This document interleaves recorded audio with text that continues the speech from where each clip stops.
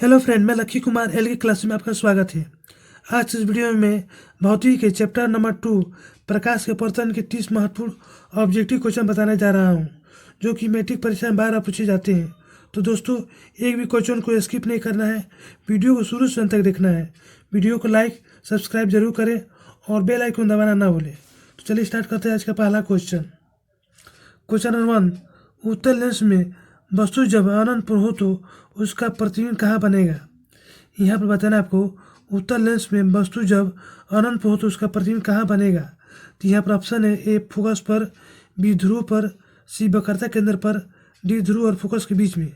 तो उत्तल लेंस में वस्तु जब अनंत पर हो तो उसका प्रतिबिंब कहाँ पर बनेगा, तो फोकस पर बनेगा। यहाँ पर राइट आंसर रहेगा ऑप्शन ए। इसे याद रखना होगा। यहाँ पर एक क्वेश्चन यही पूछा जा सकता है कि उत्तल लेंस में वस्तु जब फोकस पर हो तो उसका प्रतिबिंब कहाँ बनेगा, तो अनंत पर बनेगा। ऐसे भी याद रखना होगा। चलिए अगला क्वेश्चन देखते हैं। क्वेश्चन नंबर 2, प्रकाश का आवागमन प्रिज्म के जिस सतह से होता है उसे क्या कहते हैं।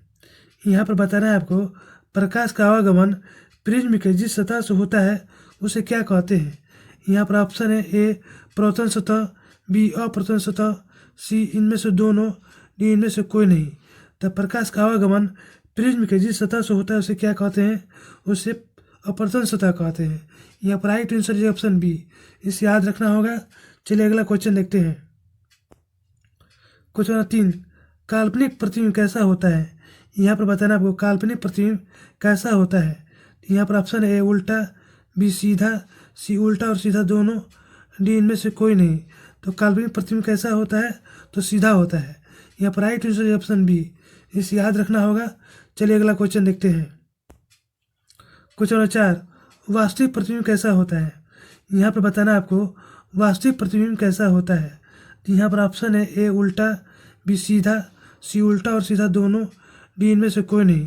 तो वास्तविक प्रतिबिंब कैसा होता है, तो उल्टा होता है। यहाँ पर राइट आंसर है ऑप्शन ए। इसे भी याद रखना होगा। चलिए अगला क्वेश्चन देखते हैं। क्वेश्चन नंबर 5, प्रकाश के अपवर्तन के दूसरे नियम को क्या कहते हैं। यहाँ पर बताना आपको, प्रकाश के अपवर्तन के दूसरे नियम को क्या कहते हैं। तो यहाँ पर ऑप्शन है न्यूटन के नियम, बी स्नेल के नियम, सी परिवर्तन के नियम, डी मेंडल के नियम। तो प्रकाश के अपवर्तन के दूसरे नियम को क्या कहते हैं, तो स्नेल का नियम कहते हैं। यहाँ पर राइट आंसर है ऑप्शन बी। इसे याद रखना होगा। चलिए अगला क्वेश्चन देखते हैं। क्वेश्चन नंबर 6, प्रतिबिंब की ऊंचाई तथा वस्तु की ऊंचाई के अनुपात को क्या कहते हैं। यहाँ पर बताना आपको, प्रतिबिंब की ऊंचाई तथा वस्तु की ऊंचाई के अनुपात को क्या कहते हैं। तो यहाँ पर ऑप्शन है फोकस, बी ध्रुव, सी आवर्धन, डी वक्रता केंद्र। तो प्रतिबिंब की ऊंचाई तथा वस्तु की ऊंचाई के अनुपात को क्या कहते हैं, तो आवर्धन कहते हैं। यहाँ पर राइट आंसर जाएगा ऑप्शन सी। इसे याद रखना होगा। चलिए अगला क्वेश्चन देखते हैं। क्वेश्चन नंबर 7, उत्तल लेंस की फोकस दूरी कैसी होती है। यहाँ पर बताना आपको, उत्तल लेंस की फोकस दूरी कैसी होती है। यहाँ पर ऑप्शन है ए धनात्मक, बी ऋणात्मक, सी इनमें से दोनों, डी इनमें से कोई नहीं। तो उत्तल लेंस की फोकस दूरी कैसी होती है, तो धनात्मक होती है। यहाँ पर राइट आंसर रहेगा ऑप्शन ए। इसे याद रखना होगा। चलिए अगला क्वेश्चन देखते हैं। क्वेश्चन 8, किस प्रतिबिंब को पर्दे पर उतारा जा सकता है। यहाँ पर बताना आपको, किस प्रतिबिंब को पर्दे पर उतारा जा सकता है। यहाँ पर ऑप्शन है ए वास्तविक प्रतिबिंब, बी काल्पनिक प्रतिबिंब, सी इनमें से दोनों, डी इनमें से कोई नहीं। तो किस प्रतिबिंब को पर्दे पर उतारा जा सकता है, तो वास्तविक प्रतिबिंब को। यहाँ पर राइट आंसर है ऑप्शन ए। इसे याद रखना होगा। चलिए अगला क्वेश्चन देखते हैं। क्वेश्चन नंबर 9, किस प्रतिबिंब को पर्दे पर उतारा नहीं जा सकता है। यहाँ पर बताना आपको, किस प्रतिबिंब को पर्दे पर उतारा नहीं जा सकता है। यहाँ पर ऑप्शन है ए वास्तविक प्रतिबिंब, बी काल्पनिक प्रतिबिंब, सी इनमें से दोनों, डी इनमें से कोई नहीं। तो किस प्रतिबिंब को पर्दे पर नहीं उतारा जा सकता है, तो काल्पनिक प्रतिबिंब को। यहाँ पर राइट आंसर रहेगा ऑप्शन बी। इसे याद रखना होगा। चलिए अगला क्वेश्चन देखते हैं। क्वेश्चन नंबर 10, अपसरी लेंस निम्न में से कौन सा है। यहाँ पर बताना आपको, अपसरी लेंस निम्न में से कौन सा है। यहाँ पर ऑप्शन है उत्तल, बी अवतल, सी समतल, डी इनमें से कोई नहीं। तो अपसरी लेंस निम्न में से कौन सा है, तो अवतल लेंस। यहाँ पर राइट आंसर ऑप्शन बी। क्योंकि जब प्रकाश की किरणें जब अवतल लेंस से जब टकराती है तो यह बाहर की ओर फैल जाती है। बाहर की रेंज देखिए मुड़ जाती है, तो इसे हम अपसरी लेंस कहते हैं। इसे याद रखना होगा। चलिए अगला क्वेश्चन देखते हैं। क्वेश्चन 11, अभिसारी लेंस निम्न में से कौन है? यहाँ पर बताना आपको अभिसारी लेंस निम्न में से कौन है। तो यहाँ पर ऑप्शन ए उत्तल, बी अवतल, सी समतल, डी इनमें से कोई नहीं। तो अभिसारी लेंस निम्न में से कौन है? तो उत्तल लेंस है। यहाँ पर राइट आंसर जगह ऑप्शन ए, क्योंकि जब उत्तल लेंस में प्रकाश की किरणें पड़ती है तो यह मुड़कर एक ही बिंदु पर आकर मिलती है, इसलिए इसे हम अभिसारी लेंस कहते हैं। इसे याद रखना होगा। चलिए अगला क्वेश्चन देखते हैं। क्वेश्चन नंबर 12, लेंस में कहाँ से प्रकाश बिना मोड़े सीधे निर्गत हो जाती है? यहाँ पर बताना आपको लेंस में कहाँ से प्रकाश बिना मोड़े सीधे निर्गत हो जाती है। यहाँ पर ऑप्शन ए ध्रुव, बी प्रकाशीय केंद्र, सी फोकस, डी वक्रता केंद्र। तो लेंस में कहाँ से प्रकाश बिना मोड़े सीधे निर्गत हो जाती है? तो ये जो लेंस है ये अक्ष है। जब प्रकाश की किरण इस माध्यम से जब निकलती है तो बिना मोड़े सीधे निर्गत हो जाती है, तो इसे हम क्या कहेंगे? तो इसे हम प्रकाशीय केंद्र कहेंगे। यहाँ पर राइट आंसर है ऑप्शन बी, इसे याद रखना होगा। चलिए अगला क्वेश्चन देखते हैं। क्वेश्चन 13, लेंस बनाने में किसका प्रयोग नहीं किया जाता है? यहाँ पर बताना आपको लेंस बनाने में किसका प्रयोग नहीं किया जाता है। तो यहाँ पर ऑप्शन ए प्लास्टिक, बी कांच, सी मिट्टी, डी जल। तो लेंस बनाने में किसका प्रयोग नहीं किया जाता है? तो मिट्टी का। यहाँ पर राइट आंसर है ऑप्शन सी, इसे याद रखना होगा। चलिए अगला क्वेश्चन देखते हैं। क्वेश्चन 14, लेंस की क्षमता का एसआई मात्रक क्या होता है? यहाँ पर बताना आपको लेंस की क्षमता का एसआई मात्रक क्या होता है। यहाँ पर option A dioptre, B metre, C focus, D ammeter. तो लेंस की क्षमता का एसआई मात्रक क्या होता है? तो डायऑप्टर होता है। यहाँ पर राइट आंसर है ऑप्शन ए, इसे डी द्वारा संकेत किया जाता है। लेंस की क्षमता किसे कहते हैं? तो जब प्रकाश की किरणें जब लेंस से टकराती है तो एक बिंदु पर ये मुड़ जाती है, इस मुड़ने की क्षमता को हम लेंस की क्षमता कहते हैं। इसे याद रखना होगा। चलिए अगला क्वेश्चन देखते हैं। क्वेश्चन 15, अवतल लेंस कैसा होता है? यहाँ पर बताना आपको अवतल लेंस कैसा होता है। तो यहाँ पर ऑप्शन है ए बीच की अपेक्षा किनारों पर मोटा, बी बीच की अपेक्षा किनारों पर पतला, सी दोनों, डी इनमें से कोई नहीं। तो अवतल लेंस कैसा होता है? तो यहाँ पर देखिए, यहाँ पर मोटा है और यहाँ पर पतला है। तो यहाँ पर राइट आंसर है ऑप्शन ए, बीच की अपेक्षा किनारों पर मोटा। और लेंस में फोकस कितनी होती है? तो 2 होती है। देखिए एक यहाँ पर फोकस है, एक यहाँ पर फोकस है। और 2f मतलब क्या होता है? तो वक्रता केंद्र। तो लेंस में वक्रता केंद्र कितनी होती है? तो भी 2 होती है। ये वक्रता केंद्र है, ये भी वक्रता केंद्र है, तो इसे याद रखना होगा। चलिए अगला क्वेश्चन देखते हैं। क्वेश्चन 16, निम्न में से प्रकाश की चाल सबसे अधिक किसमें होती है? यहाँ पर बताना आपको निम्न में से प्रकाश की चाल सबसे अधिक किसमें होती है। तो यहाँ पर ऑप्शन ए हवा, बी जल, सी हीरा, डी कांच। तो निम्न में से प्रकाश की चाल सबसे अधिक किसमें होती है? तो हवा में होती है।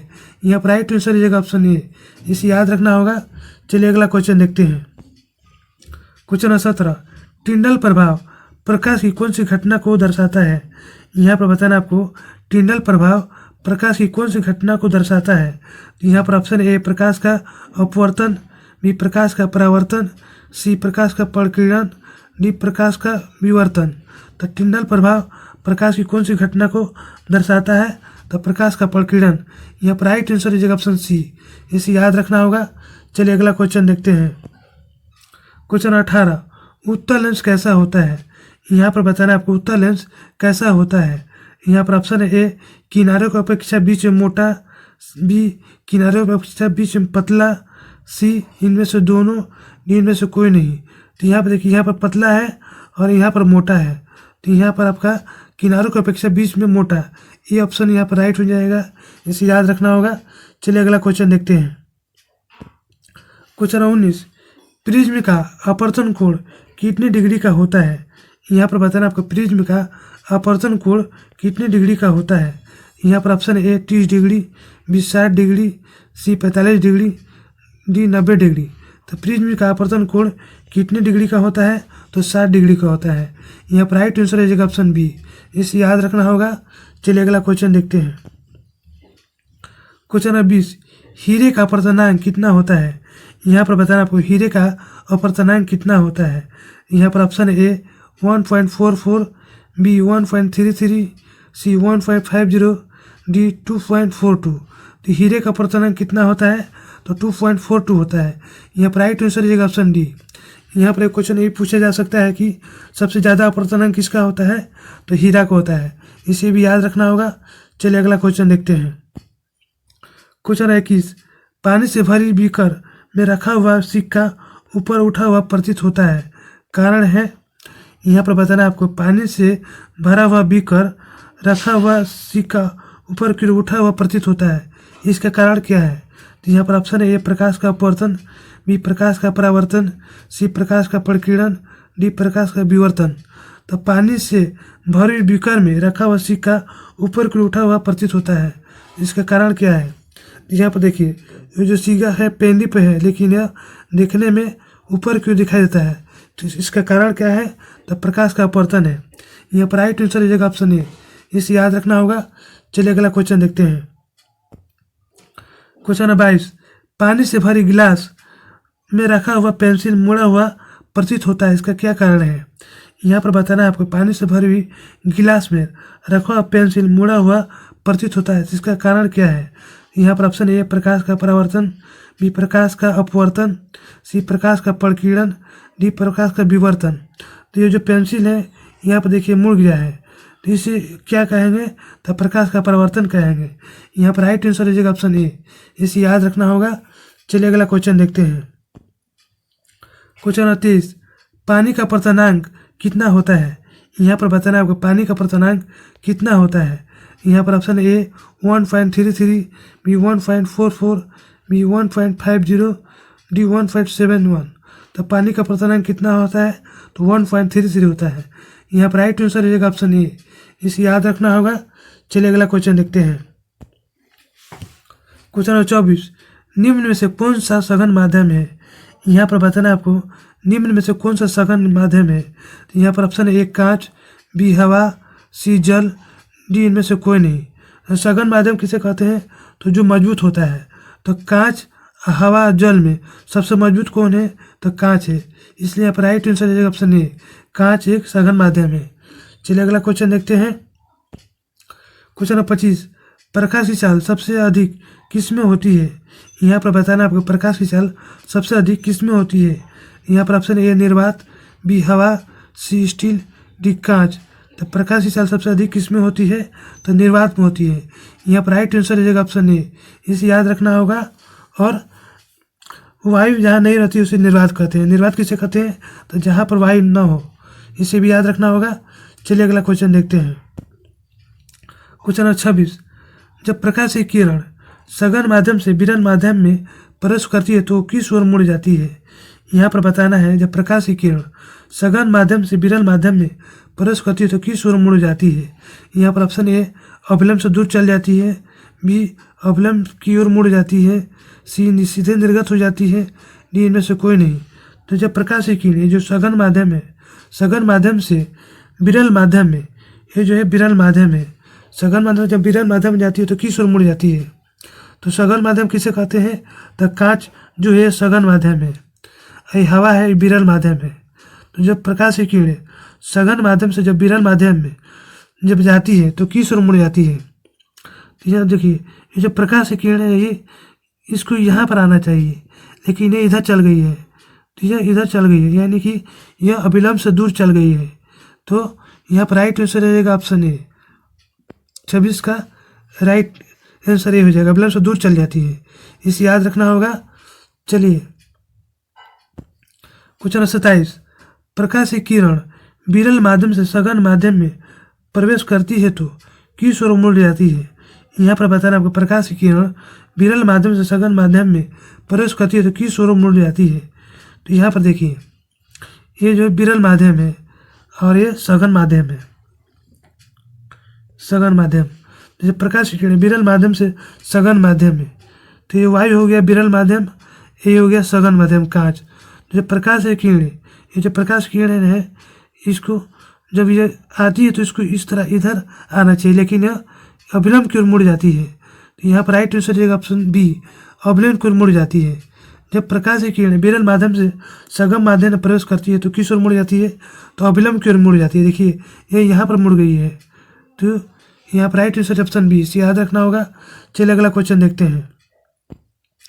क्वेश्चन 28, प्रकाश के अपवर्तन के कितने नियम हैं? यहाँ पर बताना है आपको प्रकाश के अपवर्तन के कितने नियम हैं। यहाँ पर ऑप्शन है ए 1, बी 2, सी 3, डी 4। तो प्रकाश के अपवर्तन के कितने नियम हैं? तो 2 है। यहाँ पर right answer is option B, इसे याद रखना होगा। चलिए अगला क्वेश्चन देखते हैं। क्वेश्चन 29, आपतन कोण किसके बराबर होता है? यहाँ पर बताना आपका आपतन कोण किसके बराबर होता है। यहाँ पर ऑप्शन ए परावर्तन कोण, बी अभिलंब, सी आपतित, डी इनमें से कोई नहीं। तो आपतन कोण किसके बराबर होता है? यहाँ पर देखिए N1 और N2 यह अभिलंब है, और आपतित किरण PQ जो है ये आपतित किरण है, और Q से R ये अपवर्तित किरण है।